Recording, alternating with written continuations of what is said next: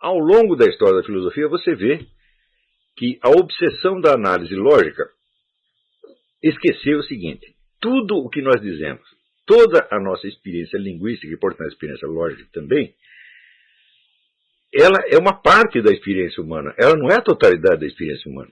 Ela é só um pedacinho. Tá certo? Portanto, sem uma análise preliminar da própria experiência, da estrutura da experiência, a análise lógica é impossível, tá certo? Inviável, ou não quer dizer nada. É uma coisa inteiramente vazia, quer dizer, você está apenas analisando palavras. E, evidentemente, há pessoas que têm, sobretudo pessoas de mentalidade, de inteligência inferior mesmo, né? Que não são capazes de analisar a experiência, mas que, evidentemente, são capazes de fazer uma análise lógica. Por quê? Porque até um papagaio um computador faz análise lógica melhor do que nós. Tá certo?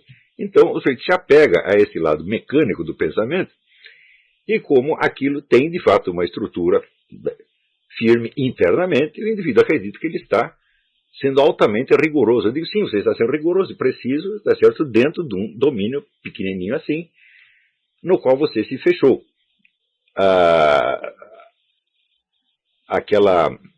Aquele lembrete que é feito pelo Wilhelm Worringer no livro Estilo Gótico, de que nas sociedades mais primitivas, portanto as mais indefesas perante a natureza, você pega lá um grupinho de índios solto no meio do Xingu, que nunca foi contactado pela civilização, a arte desses camaradas tende a ser uma arte abstrata, nunca concreta. Eles nunca representam a natureza, é só figura geométrica. Depois, quando começam gradativamente a representar a figura da natureza, ainda são reduções geométricas. Dizem que os gatos só veem as coisas geométricas. Quando ele vê uma bolinha aqui, um quadrado aqui, duas linhas retas assim. Né? Então, é uma estética de gato. Então, por que isso acontece? Justamente porque essas sociedades, elas estão desamparadas perante a natureza, e a natureza é, para eles, uma coisa assustadora. Né?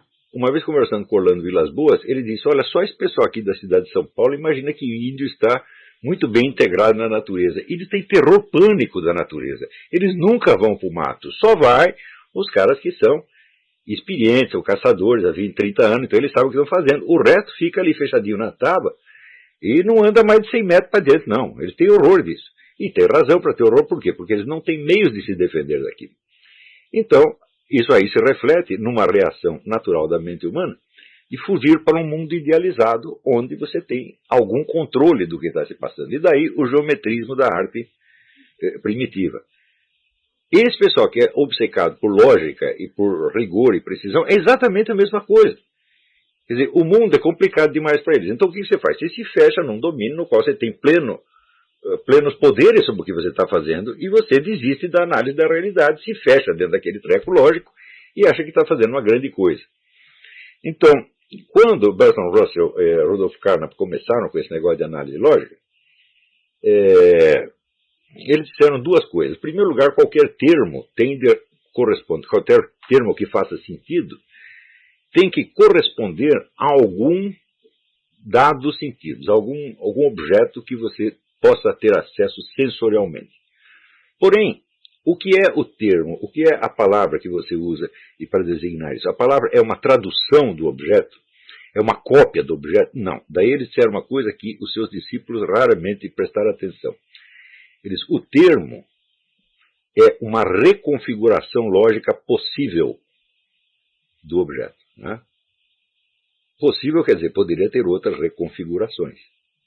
Mesmo porque um objeto, como nós estamos careca de saber desde o tempo de Aristóteles, ele pertence a várias essências ao mesmo tempo. Né? Por exemplo, aqui nós estamos vendo uma mesa. Bom, ela é um objeto sensorial, mas ela é também uma mercadoria. Ela pertence a uma outra essência. Né? E também ela tem, além de ser um objeto sensível, ela tem um determinado uso. E, se ela fizer parte do patrimônio do indivíduo, então ela pertence a uma outra essência e assim por diante. Então, isso quer dizer que nenhum objeto do mundo pode ser definido apenas pela sua essência. Ora, o que você obtém quando você define uma palavra? Você define uma essência e não um objeto. Né? Isso quer dizer que você só está pegando objetos sob um aspecto possível. Tá? O que acontece, então, se você, fugindo da imprecisão da linguagem, você definir rigorosamente todos os termos que você está usando. Você está trocando, em primeiro lugar, trocando todos os objetos pelas suas essências. Tá? E dessas essências você escolheu uma possível e você afeiçoou nisso. Isso quer dizer que, no fim das contas, o seu discurso será apenas sobre palavras. Você não pode falar sobre nada da realidade. A coisa mais importante em todos os estudos sobre filosofia da linguagem é o seguinte. No uso real que nós fazemos da linguagem, nós nunca estamos nos referindo, nunca estamos nos referindo a significados dicionarizados. Nós estamos nos referindo a objetos que nós temos na nossa memória e dos quais nós não temos nenhuma clareza no sentido da definição. Por exemplo, se a pessoa me fala de um sofá, bom, pode me ocorrer a imagem de um sofá e não a definição do sofá. Não é isso? Se me fala de um gato, me ocorre a imagem de um gato e não a definição do gato. E essas recordações, que são, vamos dizer, o fundo da nossa linguagem, é o que nós estamos trocando, é essa matéria do intercâmbio. Eu troco uma impressão minha por uma impressão sua, não definições. Não é isso? Então, este fundo, ele pode ser muito impreciso. Por quê? Porque nós não temos as definições de todos os objetos que existem. E, sobretudo, não temos, vamos dizer, a definição de todas as essências às quais pode um objeto pertencer em determinado momento. Porque, para isso, seria preciso uma interpretação da linguagem que, primeiro, desbastasse toda, vamos dizer, a incerteza semântica que tem, e daí você obter as definições. Né? Então, isso quer dizer que na nossa comunicação diária, inclusive científica, nós não precisamos das definições, porque nós não estamos falando sobre palavras, estamos falando sobre coisas. Né? Então, eu expresso uma impressão que eu tenho, uso uma palavra, que não precisa ser no exato significado dicionarizado, e isso evoca na outra pessoa uma impressão que está na memória dela e que é análoga a essa, e às vezes é até a mesma. E isso é mais do que suficiente para a comunicação, tá certo? E é por isso que eu digo que essa daí é a famosa tese, que eu já repeti aqui, o mundo é o mediador de toda a linguagem. Se você retira o mundo, e os discursos ficam no vazio, eles não podem significar mais nada, eles só podem significar palavras, são uma troca de essências abstratas. Então, isso quer dizer que a consequência última do formalismo lógico será impossibilitar qualquer comunicação sobre qualquer coisa, que é uma coisa que um bebê que está aprendendo a falar já sabe. Né?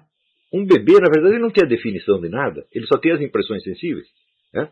Se ele precisasse ter a definição, ele precisaria saber falar antes de falar, né? O que é impossível.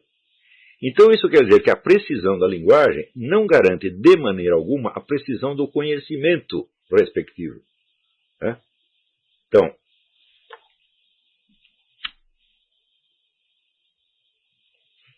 se você, ao se referir a um objeto que a pessoa não conheça, você evoca a aparência que esse objeto tem num quadro que foi desenhado, por exemplo, um quadro célebre qualquer.